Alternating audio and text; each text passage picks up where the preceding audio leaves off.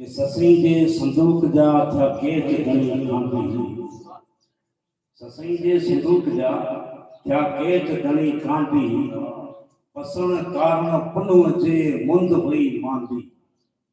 लकन में शाह अब्दुल लतीफ चवे आर्याणी आंदी मुं पुनल पेरां दी मुं निमाणी नसीब थी लॾे विया छॾे मुंहिंजा काहे तण तणार निकी कूक कंधीअ ते निकी तड़ तवार वेचारा पवार मूंखे ॾिठे घणा ॾींहं थिया